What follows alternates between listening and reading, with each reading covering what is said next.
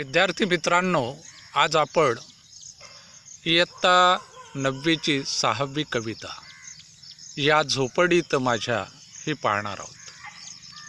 कोणती कविता? 6वी कविता या झोपडीत माझ्या. या कवितेचे कवी आहेत राष्ट्रसंत श्री तुकडोजी महाराज. तुकडोजी महाराजांचा आपण सुरुवातीला अल्पसा परिचय पाहूया. तुकडोजी महाराज हे संत कवी, समाजसुधारक, अंधश्रद्धा, जातीभेद, धर्मभेद यासारख्या समाजविघातक गोष्टींवरती हल्ले चढवणारे, देशभक्ती, अहिंसा, आत्मसंयम यांचे पाठ देणारे कवी आहेत. कोण?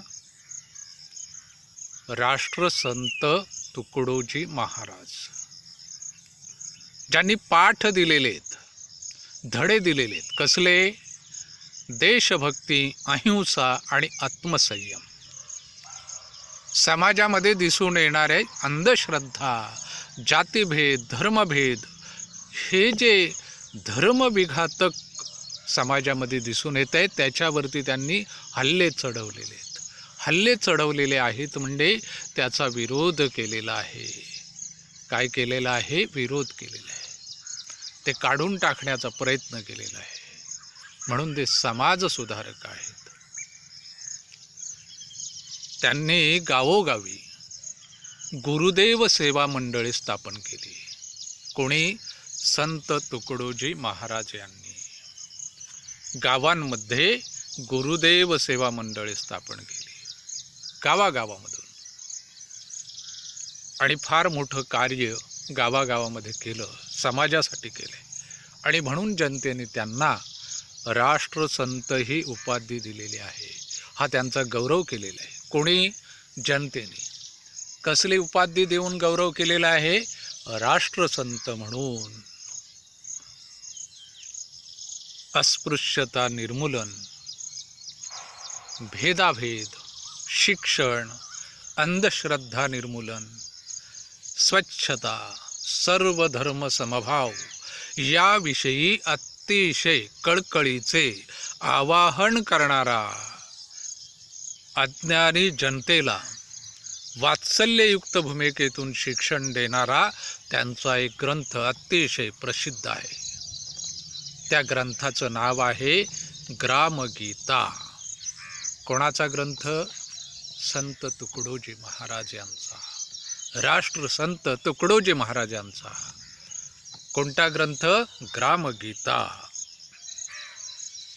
हा झाला कवीचा परिचय, अर्थातच राष्ट्रसंत श्री तुकडोजी महाराज यांचा परिचय. आज आपण जी कविता पाहणार आहोत त्या कवितेचा जो विषय आहे, या कवितेमधून कवीला जे सांगायचे ते काय सांगायचे? तर सुख आणि आर्थिक सुबकता यांचा संबंध नसतो. सर्वसाधारणपणे माणूस कसला संबंध जोडतो? सुखाचा संबंध हा साधन संपत्तीशी जोडतो, आर्थिक सुबकतेशी जोडतो. परंतु या कवितेमध्ये राष्ट्रसंत तुकडोजी महाराज यांना सांगायचे आहे की माणसाचं सुख जे आहे ते सुख आर्थिक सुबकतेवरती, संपत्तीवरती, साधन संपत्तीवरती अवलंबून नाही. किंबहुना सुख आणि आर्थिक सुबकता यांचा संबंध तितकासा नाही. सुख आणि दुःख ह्या मानवी मनाच्या भावना आहेत. सुख आणि दुःख काय आहेत? मानवी मनाच्या भावना आहेत.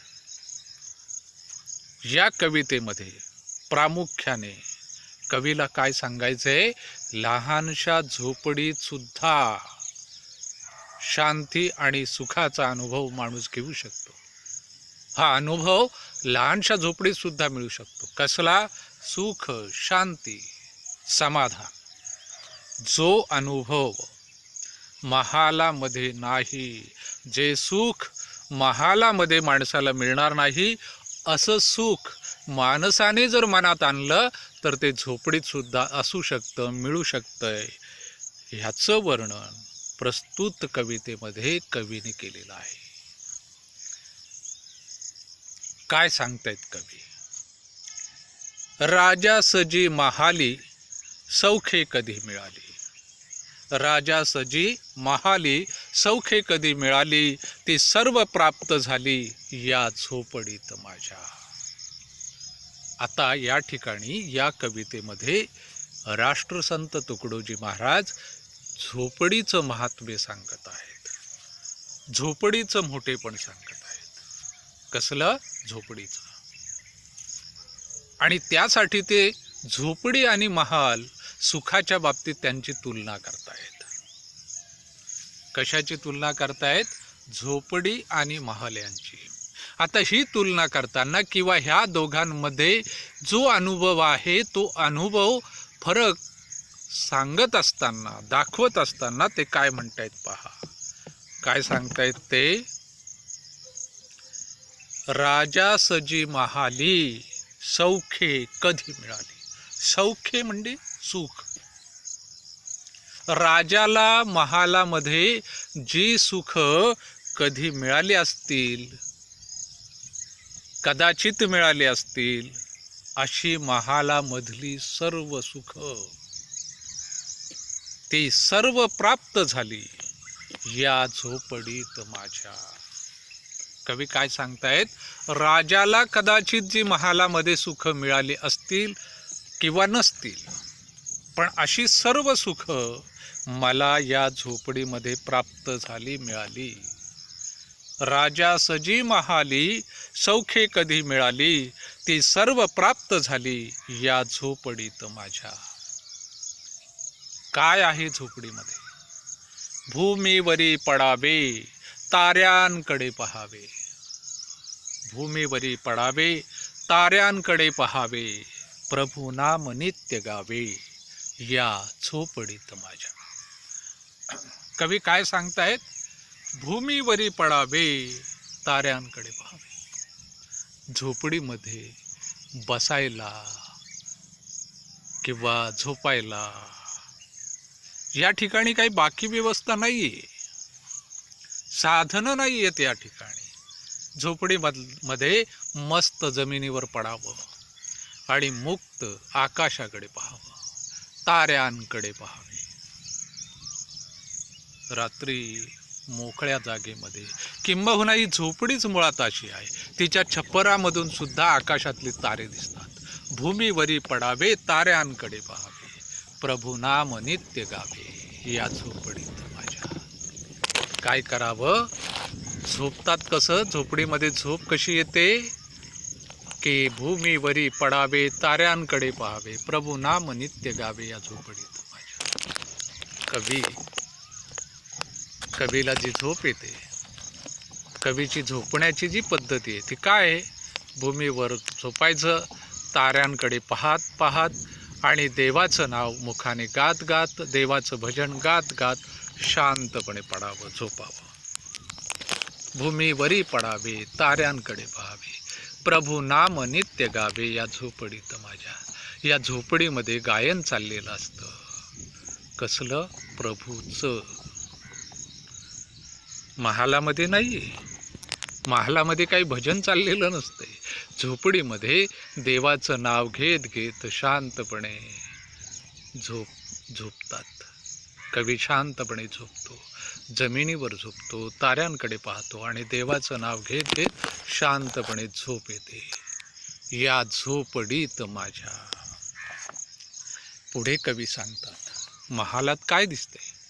पहारे आणि तिजोऱ्या, त्यांतून होती चोऱ्या. मुळातच महाल म्हणजे काय? श्रीमंत लोकांचं निवासस्थान. महाल म्हणजे काय? श्रीमंत लोकांचं निवासस्थान. ज्या ठिकाणी श्रीमंत राहतात त्या श्रीमंतांचं राहण्याचं जे ठिकाण आहे, घर आहे, त्याला आपण महाल म्हणतो.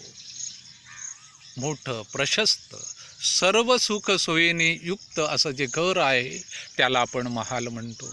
महालामध्ये काय दिसतंय? पहारे आणि तिजोऱ्या. मुळातच महालामध्ये राहणारे लोक आहेत, त्यांच्याकडे साधन संपत्ती आहे. अशा साधन संपत्तीचं रक्षण करण्यासाठी पहारे बसवलेले असतात, रक्षक ठेवलेले असतात. कुठे? महालामध्ये. काय आहे? पहारे आहेत, कारण त्या ठिकाणी तिजोऱ्या आहेत. संपत्तीची साठवणूक केलेली आहे आणि म्हणून त्या ठिकाणी पहारे बसवलेले आहेत. पहारे आणि तिजोऱ्या, त्यांतून हो तिजोऱ्या. जरी पहारे बसवलेले असतील, संपत्तीच्या रक्षणासाठी त्या ठिकाणी रक्षक ठेवलेले असतील, तरीही चोऱ्या होतात. कुठे? महालामध्ये. काय आहे? तिजोऱ्या आहेत. तिजोऱ्या असल्यामुळे काय ठेवावं लागलेलं आहे? पहारे ठेवावे लागलेले आहेत, रक्षक ठेवावे लागलेले आहेत. असं करून सुद्धा या महालामध्ये काय होतात? चोऱ्या होतात. दारास नाही दोऱ्या या झोपडीत माझ्या. झोपडीतली परिस्थिती वेगळी आहे. मुळातच झोपडीमध्ये जो दरवाजा आहे म्हणजे दार आहे, या झोपडीच्या दाराला साधी दोरी सुद्धा बांधलेली नसते. कुठल्याही प्रकारे कडी, कोंडा, कुलप या झोपडीतल्या दरवाजाला लावली जात नाहीत. कारण या झोपडीमध्ये राहणाऱ्याला कुठल्याही प्रकारची भीतीच नाही. झोपडीमध्ये राहणाऱ्या माणसाच्या मनामध्ये चोराची भीती नाही.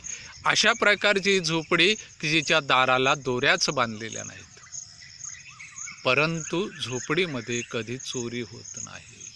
चोरांचं भय झोपडीमध्ये नाही, म्हणजेच झोपडीमध्ये राहणाऱ्या माणसाला चोराची भीती नाही. महालामध्ये काय आहेत? तिजोऱ्या आहेत. तिजोऱ्या असल्यामुळे काय ठेवावं लागलेलं आहे?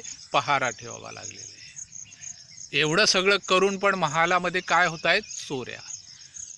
पण झोपडीमध्ये असं काही घडत नाही. झोपडीमध्ये अशी काही व्यवस्था ठेवावी लागत नाही. साधं दाराला दोरीने बांधलं देखील जात नाही, तरी सुद्धा झोपडीमध्ये चोरी होत नाही. आता या ठिकाणी दुसरी गोष्ट कवीला सांगायची आहे. धनसंपत्तीच नसल्यामुळे तिच्या रक्षणाची व्यवस्था करण्याची कुठल्याही प्रकारची चिंता ही झोपडीत राहणाऱ्या माणसाला नाही आहे. झोपडीमध्ये मुळातच धनसंपत्तीच नाही आहे, त्यामुळे चोरी होण्याचा प्रश्नच नाही. चोरी होणं हा एक वेगळा भाग आहे आणि चोरी होईल अशा प्रकारे किंवा चोर येतील की काय अशा प्रकारच्या भीतीने जगणं हा दुसरा भाग आहे. जेव्हा माणसाच्या मनांमध्ये भीती दडली जाते, माणसाच्या मनामध्ये भीती असते, तेव्हा तो सुखी कसा असेल? तो शांतपणे कसा झोपेल? त्याला सुखाची झोप कशी येईल? म्हणून महालामध्ये सुखाची झोप नाही आहे. ती झोप कुठे आहे? झोपडीमध्ये मात्र आहे. कारण चोरीचं भयच नाही आहे. कुठे? झोपडीमध्ये. महालामध्ये मात्र आहे. रक्षक असून सुद्धा आहे. पहारे आणि तिजोऱ्या, त्यांतून होती चोऱ्या. दारास नाही दोऱ्या या झोपडीत माझ्या. पुढे कवी काय सांगतायत ऐका. जाता तया महाला, जाता तया महाला मज्जाव शब्द आला. त्या महालामध्ये जात असताना कुठला शब्द येतो? मज्जाव. म्हणजेच काय? महालामध्ये जाणाऱ्याला अडवलं जातं. मज्जाव करणे म्हणजे अडवणे. तेथे अडवलं जातं. कुठे? महालामध्ये जाताना. जाता तया महाला मज्जाव शब्द आला. महालामध्ये कोणीही माणूस कधी येऊ शकत नाही, त्याला अडवलं जातं. जाता तया महाला मज्जाव शब्द आला, भीतीन या वयाला या झोपडीत माझ्या. झोपडीमध्ये मात्र असं नाही. झोपडीमध्ये येणाऱ्या माणसाला कुठल्याही प्रकारची भीती वाटत नाही की मी आत कसा जाऊ. पण महालामध्ये जाणाऱ्या माणसाच्या मनामध्ये भीती, दडपण असतं. मला आत प्रवेश मिळेल का? मला आतमध्ये घेतील का? अशा प्रकारचं दडपण कुठे असतं? महालामध्ये जाताना. पण तेच एखाद्या गरिबाकडे म्हणजे एखाद्या झोपडीमध्ये जर जायचं असेल तर अशा कुठल्याही प्रकारचं दडपड नाही, भीती नाही. कुठे जाताना झोपडीत, पण महालात जाताना मात्र आहे. तिथे अडवलं जातं. कुठे? महालामध्ये. जाता तया महाला मज्जाव शब्द आला, भीती न यावयाला या झोपडीत माझ्या. पुढे कवी काय सांगतायत? महाली मऊ बिछाने कंदील श्यामदाने. महालामध्ये झोपण्याची एक खास व्यवस्था असते. कुठे? महालामध्ये. काय व्यवस्था आहे? महाली मऊ बिछाने. झोपण्यासाठी महालामध्ये खास व्यवस्था असते. मऊ मऊ बिछाने असतात. शांत झोप यावी म्हणून कंदील श्यामदाने. दिव्यांची आरास केलेली असते. दिव्यांची काय केलेली असते? आरास. कुठे? महालामध्ये. झुंबर लावलेले असतात. कंदील श्यामदाने. महाली मऊ बिछाने कंदील श्यामदाने आम्हा जमीन माने. झोपण्यासाठी महालामध्ये मऊ मऊ बिछाने आहेत, कंदील श्यामदाने लावलेले आहेत, पण झोपडीमध्ये केवळ नि केवळ जमीन आहे. पण ती कशी आहे? ती जमीन सुद्धा मानवतेच. कशासाठी? झोपण्यासाठी. मानवते म्हणजे शांत झोप येते. आम्हा जमीन माने. झोपण्यासाठी आम्हाला जमीन पुरेशी आहे. कुठे? झोपडीमध्ये. महालामध्ये झोपण्यासाठी काय व्यवस्था आहे? मऊ मऊ बिछाने आहेत, कंदील श्यामदाण्यांची व्यवस्था आहे. झोपडीमध्ये झोपण्यासाठी अंथरूण पांघरूण नाहीये, जमीन आहे. पण जमीन ही चालते. जमिनीवरही झोपडीमध्ये शांत झोप येते. आम्हा जमीन माने या झोपडीत माझ्या. येता तरी सुखे या, जाता तरी सुखे जा. कवी काय म्हणतात? येता तरी सुखे या, जाता तरी सुखे या, कोणावरी न बोजा या झोपडीत माझ्या. पुढील पंक्तीमध्ये कवी म्हणतायत, झोपडीमध्ये येणाराचं स्वागत आहे आणि जाणाराला प्रेमाचा निरोप आहे. येता तरी सुखे या, जाता तरी सुखे जा. तुम्ही झोपडीमध्ये येत असाल तर तुमचं स्वागत आहे. येता तरी सुखे या. झोपडीमध्ये येणाऱ्याचं स्वागत होतं आणि जाणाऱ्याला प्रेमाने निरोप दिला जातो. येता तरी सुखे या, जाता तरी सुखे जा. तुम्ही जर कधी झोपडीमध्ये गरिबाच्या घरी गेला असाल तर त्या गरिबाकडे पहा. एक फार मोठा अनुभव आहे. गरिबाच्या घरी जर कोणी आला तर अतिशय प्रेमाने त्या झोपडीमधला माणूस येणाऱ्याचं प्रेमाने स्वागत करतो. किंबहुना त्याच्याकडे कोणी गेलेला आहे याचा त्याला खूप खूप आनंद झालेला असतो. प्रेमभराने तो त्याचं स्वागत करतो आणि येताना जसं त्याचं स्वागत असतं तसं जाताना त्या झोपडीतला माणूस जाणाऱ्याचा निरोप प्रेमाने घेत असतो. त्याला सोडायला रस्त्यापर्यंत जातो आणि परत या हा असं सांगायला विसरत नाही. परत या असं सांगायला विसरत नाही. प्रेमाने निरोप देतो. येता तरी सुखे या, जाता तरी सुखे जा. तुम्ही सुखाने या, सुखाने या, कोणावरी न बोजा या झोपडीत माझ्या. झोपडीमध्ये येणाऱ्या कुठल्याही माणसावरती कुठल्याही प्रकारचं दडपण नसतं. महालामध्ये, बंगल्यामध्ये अशा प्रकारे बाहेरून येणाऱ्या माणसाचं स्वागत होत नाही किंवा त्याला निरोप दिला जात नाही. जाणारा बंगल्यामध्ये येणारा माणूस आणि जाणारा माणूस कोरडेपणाने येतो, कोरडेपणाने जातो. बंगल्यामध्ये येणाऱ्या माणसाची कदाचित त्या बंगल्यात राहणाऱ्या लोकांना तर कटकट वाटत असते. कदाचित त्यांच्या मनात तिरस्कारही जागृत झालेला असतो. पण झोपडीमध्ये जेव्हा आपण जातो, गरिबाच्या घरी आपण जेव्हा जातो तेव्हा त्याला अतिशय आनंद झाल्याचा आणि आपलं प्रेमाने तो स्वागत करत असल्याचा अनुभव नक्कीच आपल्याला येतो. येता तरी सुखे या, जाता तरी सुखे जा, कोणावरी न बोजा या झोपडीत माझ्या. झोपडीमध्ये कोणत्याही प्रकारचं येणाऱ्या जाणाऱ्यावर दडपण नसतं. शेवटी काय म्हणतात कवी? पाहुनी सौख्य माते देवेंद्र तोही लाजे. सौख्य म्हणजे सुख. कवी म्हणतायत की माझ्या झोपडीमध्ये सर्व प्रकारची सुख भरलेली आहेत. सुखाला काही कमी नाही कुठे झोपडीमध्ये. आणि अशा प्रकारची सुख आणि शांती झोपडीतली पाहून लाजतो कोण? देवेंद्र. देवेंद्र कोण? देवांचा राजा. राहतो कुठे हा देवांचा राजा देवेंद्र? स्वर्गामध्ये.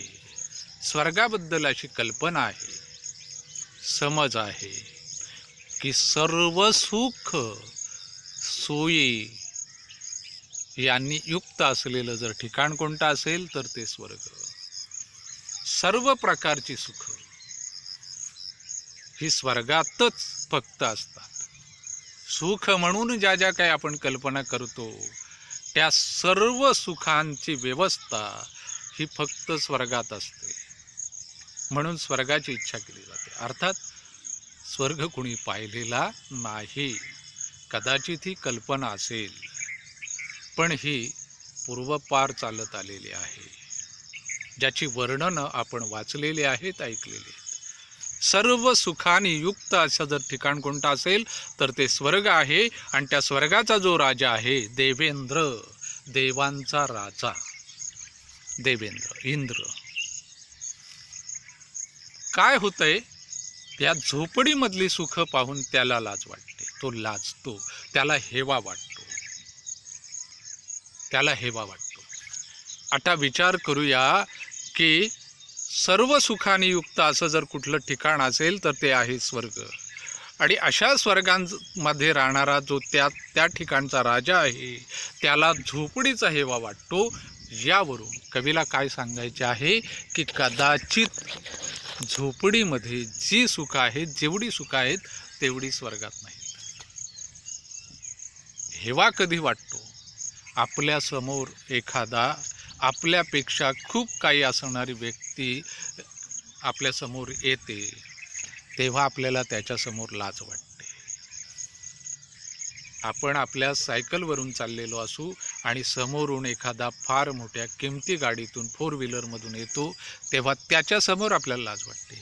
जर इंद्राला लाज वाटत असेल झोपडीकडे पाहून तर याचा अर्थ असा होतो की झोपडीमध्ये अशी सुख आहेत की जी स्वर्गात नाही आहेत.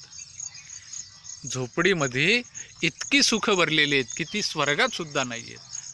आणि अशा प्रकारे शांती सदा विराजे या झोपडीत माझ्या.